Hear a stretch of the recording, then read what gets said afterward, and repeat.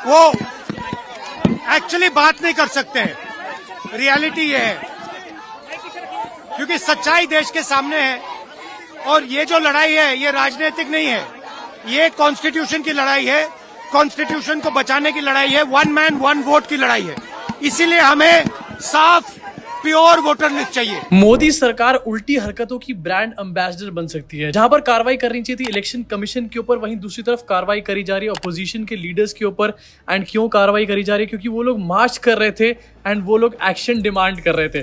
अरे action election commission पे करना है चाचा। मोदी शाह कायर है, मोदी सरकार कायर है, मोदी शाह कायर है? अरे मोदी जी यार आपको कायर बुलाने का काम कर रहे हैं। कम से कम अब तो ऐसी हरकतें मत करो, कम से कम अब तो यहाँ 56 इंच दिखा दो अपना, एक प्रेस कॉन्फ्रेंस ही कर दो और कुछ नहीं। मैं कह रहा हूँ खुद नहीं प्रेस कॉन्फ्रेंस कर सकते, इलेक्शन कमीशन से तो करा दो। पहले मोदी जी नहीं करते थे, अब इलेक्शन कमीशन तक प्रेस कॉन्फ्रेंस नहीं कर रहा।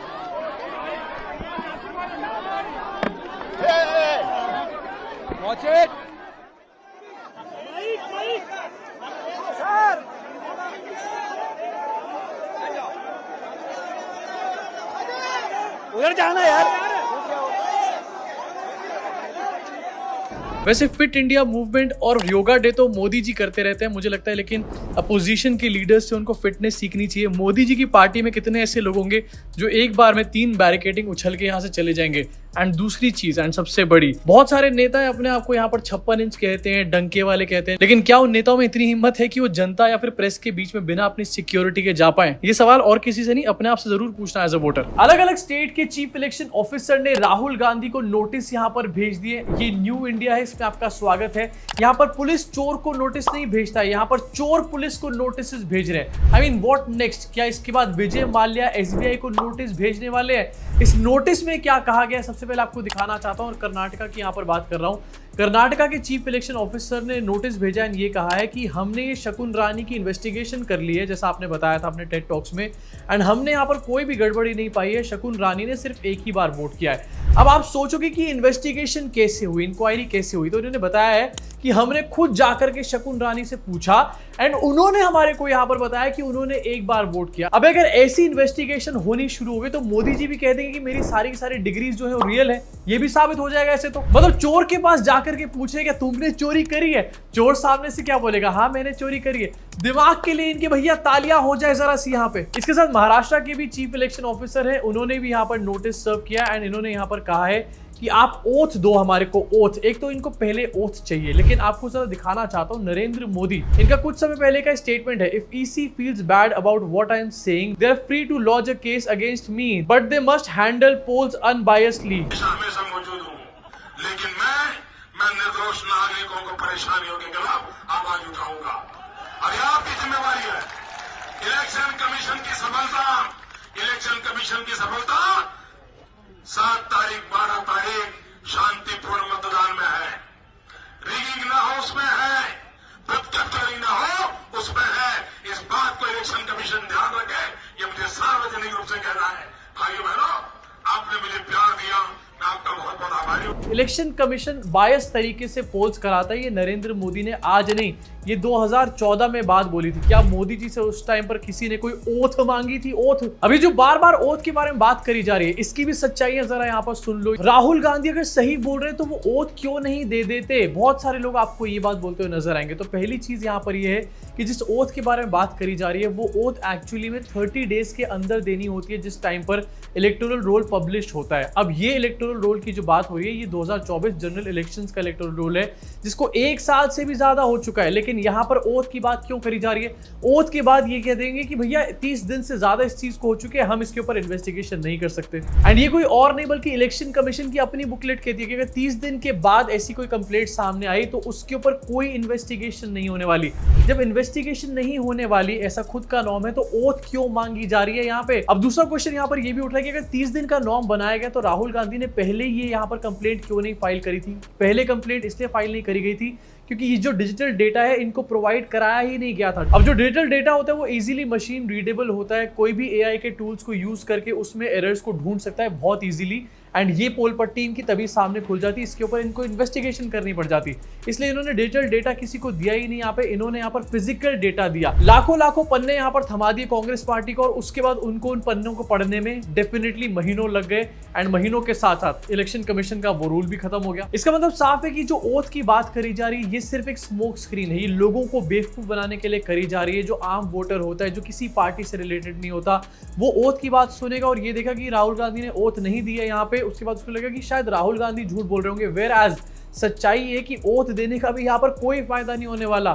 इलेक्शन कमीशन ने पहले ही अपने घर पूरे कर रखे हैं यहाँ पे। अब देखो, कोई भी बंदा ऐसी भसड़ के बीच में कोई नई भसड़ नहीं पालेगा, लेकिन election commission being election commission, and पता नहीं कौन सा टॉनिक ये लोग आजकल ले रहे हैं, इन्होंने एक और भसूड़ी पाल ली इसके बीच में। जिस टाइम पर इनसे सवाल पूछे जा रहे थे कि भैया ये वोटिंग के अंदर गड़बड़ी हुई है, चोरियां हुई है, उसके बीच में यहाँ पर बिहार में जो SIR इन्होंने किया था उसका डिजिटल ड्राफ्ट इन्होंने अपनी वेबसाइट से हटा दिया। मतलब एक गधेपंथी पे हम रुकने वाले नहीं, हम एक के ऊपर एक गधापंथी करेंगे जिससे हमारे पास सवाल खड़े होते जाए। एंड सवालों का क्या है, उससे तो मोदी जी और गोदी मीडिया हमारे को बचा ही लेंगे। EC replaces digital draft voter list in Bihar with scanned images that make finding errors harder. अब जैसे मैंने बताया, डिजिटल डेटा जो होता है वो मशीन रीडेबल होता है, कहीं पर भी आप सिंपल से AI टूल्स यूज करो और आप एरर्स को बहुत इजीली पकड़ सकते हो, एंड उसके बाद इनके सर पे तांडव करने का काम कर सकते हो। और यहाँ पर तो 30 डेज वाला रूल भी नहीं है, कोई भी यहाँ पर गलती पकड़ेगा उसके बाद ओथ लेगा और इनको इन्वेस्टिगेशन करनी पड़ेगी। लेकिन कैसे इन्वेस्टिगेशन करोगे, क्योंकि सारा का सारा जो डेटा है, डिजिटल डेटा है, वो हटाने का काम कर दिया गया है। अब यहाँ पर स्कैन डेटा दिखा दिया गया है जिसमें से एरर्स को ढूंढना और ज्यादा मुश्किल है, जैसे मैंने आपको बताया। एंड आपको दिखाना चाहता हूं एक एग्जांपल भी इसका। यहाँ पर ऊपर जो आप देख रहे हो डिजिटल डेटा है ना, आपको इसमें क्लियरली नजर आ जाएगा, सारी डिटेल्स भी लिखी हुई है, लेकिन नीचे जो है ये स्कैन डेटा है। सबसे पहले तो इसकी क्वालिटी ऑब्वियसली डाउन हो चुकी है, लेकिन दूसरी चीज, ये मकान संख्या 0 कहां से आ जाती है बार बार। खैर, ये मकान संख्या 0 कुछ भी नहीं है, यहां पर भी और बहुत बड़े बड़े कांड सामने आ चुके हैं। SIR करेंगे भैया ये लोग। बट उससे पहले आपको दिखाना चाहता हूं, जब इसी चीज को लेकर के इनसे ये जवाब मांगा गया कि भैया आपने कितने लोगों के यहाँ पर नाम काटे, उनकी लिस्ट कहां पर है और उनके नाम क्यों काटे हैं, तो सुप्रीम कोर्ट में उन्होंने जाके बोल दिया कि ऐसा तो कोई रूल नहीं है, हम तो नहीं बताएंगे यहाँ पर। मतलब बेशर्मी की सारी हदें पार हो चुकी है। अब अगर इसी लेवल की बेशर्मी चलती रही तो मुझे लगता है इलेक्शन कमीशन ऑफ इंडिया का एक अकाउंट जो है ओनली फैंस पर भी देखने को मिल जाएगा आपको यहाँ कुछ दिनों में। इनसे सुप्रीम कोर्ट के अंदर पिटिशनर्स और NGO ADR ने डिटेल्स मांगी है, जो 65 लाख नाम आप डिलीट कर रहे हो, इन नामों की लिस्ट क्या है, एंड साथ में भी बताओ कि इन नामों को डिलीट आखिरकार क्यों किया गया है। अब जो लोग यहाँ पर फालतू में लोगों को ऐड करे चले जा रहे हैं, 0 मकान संख्या वालों को ऐड करे चले जा रहे हैं, क्या उनके ऊपर वोट्स को डिलीट करने के ऊपर शक नहीं होगा? डेफिनेटली शक होगा, एंड इसीलिए लिस्ट यहाँ पर मांगी जा रही है। लेकिन इसका जवाब बहुत सिंपल है, बेशर्मी। अब देखो, बहुत सारे लोग यहाँ पर ऐसे भी जो ये कह रहे हैं कि इससे हमें क्या ही फर्क पड़ता है। देखो, इससे आपको फर्क पड़ना चाहिए, क्योंकि अगर इलेक्शन कमीशन ऑफ इंडिया आपकी कॉन्स्टिट्यूएंसी में बहुत सारे वोट्स को ऐड कर रहा है या फिर बहुत सारे वोट्स को डिलीट करने का काम कर रहा है, ऐसे आने वाले टाइम में आपके वोट को भी डिलीट किया जा सकता है। इनफैक्ट आप ये सोच के वोट देकर आते हो कि आप अपने पसंद की सरकार यहाँ पर चुन रहे हो, लेकिन आपके पसंद की सरकार नहीं चुनी जाती, सरकार उनके पसंद की चुनी जाती है जिनके पसंद के EC बैठे होते हैं वहां पे। इनफैक्ट डेफिनेटली इससे आपको फर्क पड़ना चाहिए। आपके बैंक अकाउंट में आप ये सोचो कि आपके सारे पैसे चोरी हो जाए, भगवान ना करे ऐसा हो, लेकिन आपके साथ ऐसा कुछ हो जाए तो क्या इससे आपको फर्क पड़ेगा? डेफिनेटली पड़ेगा ना। तो अगर आपका वोट चोरी हो रहा है तो इससे आपको फर्क क्यों नहीं पड़ना चाहिए? इससे आपको फर्क डेफिनेटली पड़ना चाहिए। आप जो सांस लेते हो, आप जो पानी पीते हो, आपके घर में जो बिजली आती है, आपके घर में जो गैस आती है, आप जो खाना खाते हो, सब चीजें सरकार रेगुलेट करती है। वो जो रेगुलेटर है वही अगर आपके मनपसंद का, वही अगर आपकी चॉइस का नहीं होगा, किसी और की चॉइस का होगा, तो भैया ये सब करने का नाटक क्यों कर रहे हो आखिरकार? एंड इसके अलावा टैक्स पेयर के अगर तरीके से इसको देखा जाए तो हजारों करोड़ रुपए खर्च होते हैं। अगर 2024 जनरल इलेक्शंस की बात करी जाए तो 3400 करोड़ रुपए यहाँ पर इलेक्शन कमीशन ने खर्च किए, एंड ये आपके और मेरे टैक्स के पैसे थे। हमारे टैक्स के पैसे से अगर पुल टूट जाता है उस पे तो आप लोग हल्ला मचा देते हो, लेकिन अगर हमारे टैक्स के पैसे से इलेक्शन ठीक से नहीं कराया जा रहा तो उस पे हल्ला क्यों नहीं मचाना? अब एक बार को फिर से आप अपने दिमाग से इस बात को निकाल दो कि राहुल गांधी ने कोई बात बोली है। आप सिर्फ इस चीज को देखो कि यहाँ पर इलेक्शन कमीशन कोई गड़बड़ी कर रहा है। अगर इलेक्शन कमीशन कुछ गड़बड़ी कर रहा है तो आने वाले टाइम में वो किसी भी एरे गेरे नत्थू खेरे को फेवर करने का काम कर सकता है। कोई कितना भी बड़ा क्रिमिनल क्यों ना हो, किसी के पास कोई क्वालिफिकेशन हो ना हो, कोई कितना भी घटिया इंसान क्यों ना हो, अगर इलेक्शन कमीशन चाहे तो यहाँ पर वो उसको इलेक्शन जितवा सकता है,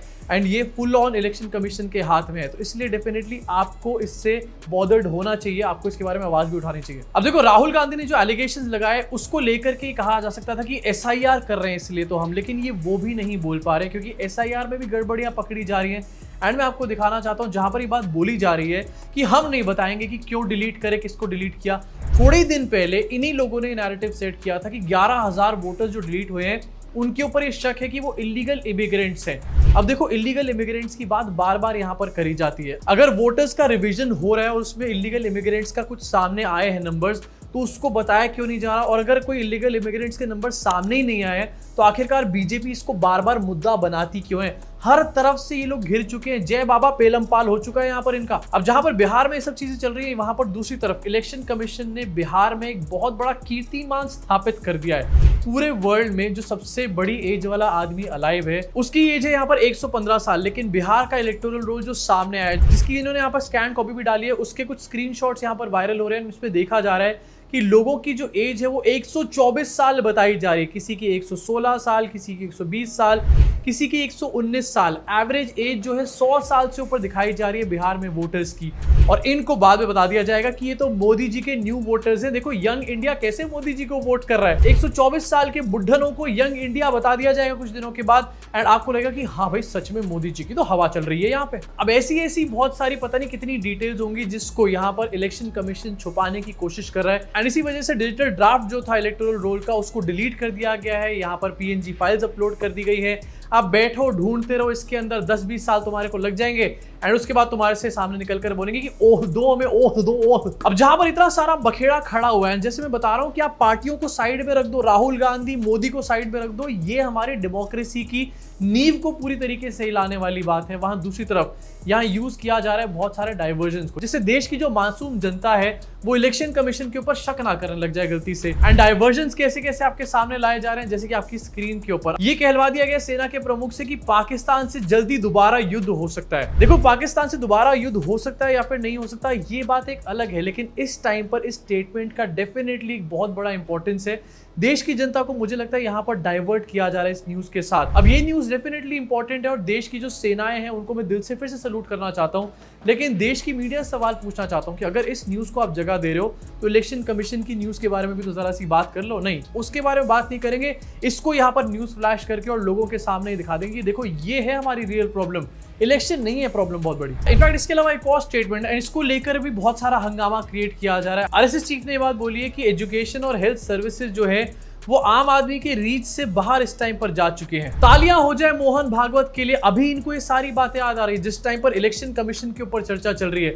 वैसे नॉर्मली जब देश में बात होती है हेल्थ और एजुकेशन के बारे में, तब ये सब स्टेटमेंट्स निकल के सामने नहीं आते, लेकिन जब किसी और चीज के बारे में बात होगी, किसी और चीज पे इलेक्शन कमीशन और सरकार घिर जाएगी, तो एकदम से ऐसे स्टेटमेंट सामने आ जाएंगे जिससे लोग कहेंगे देखो देखो आरएसएस चीफ मोहन भागवत ऐसी बात बोल रहे हैं एंड इनकी और मोदी जी की तो लड़ाई चल रही है। लेकिन इस टाइम पर ये डाइवर्जन नहीं चलने वाला है। इस टाइम का सबसे बड़ा मुद्दा यही है कि देश की डेमोक्रेसी जो है उसकी नींव को यहाँ तोड़ा जा रहा है और ये इलेक्शन कमीशन ऑफ इंडिया कर रही है। अभी ओथ की यहाँ पर जितनी बातें कर रहे हैं, लेकिन सच्चाई यहाँ पर ये कि ओथ देने के बाद भी कुछ नहीं होने वाला है। इनफैक्ट अखिलेश यादव ने भी रिसेंटली बताया कि जब उन्होंने ये बात पाई 2022 के चुनाव में, या फिर उनको शक हुआ कि गड़बड़ी हुई है इलेक्शन के अंदर, तो उन्होंने बकायदा ओथ दी थी, लेकिन उसके बाद इन्वेस्टिगेशन क्या हुई, घंटा कोई इन्वेस्टिगेशन उसके ऊपर नहीं हुई। तो अब यहाँ पर कौन सी इन्वेस्टिगेशन ऐसी बहुत बड़ी कर देंगे। लेकिन नहीं, ये सब एजेंडा नहीं है। एजेंडा ये है कि तुम बेवकूफ कैसे बन जाओ कि राहुल गांधी के एलिगेशन झूठे हैं। तुम राहुल गांधी को रखो अपने दिमाग में, ये रखो कि राहुल गांधी झूठा है, तुम असली मुद्दे पे सवाल ना खड़ा करो। पर असली मुद्दा, जैसे मैं फिर से बोल रहा हूं यहाँ पर, ये है कि आपको इससे फर्क पड़ना चाहिए। कोई भी पार्टी से रिलेटेड ये मैटर नहीं है, ये देश से रिलेटेड, देश की डेमोक्रेसी से रिलेटेड मैटर है। अब इसके ऊपर आपका क्या सोचना है, नीचे कमेंट सेक्शन में कमेंट करके अपनी भड़ास को जरूर निकालना। क्या ये किसी पार्टी से रिलेटेड मैटर है या ये देश का एक मैटर है? क्या हमारे को इसमें राहुल गांधी और मोदी देखना चाहिए या फिर सबसे पहले हमारे देश का इलेक्टोरल सिस्टम देखना चाहिए, हमारे देश की डेमोक्रेसी देखनी चाहिए? अभी के लिए इस वीडियो में सिर्फ इतना ही। मुलाकात होगी आप सब लोगों से इस चैनल के अगले वीडियो में।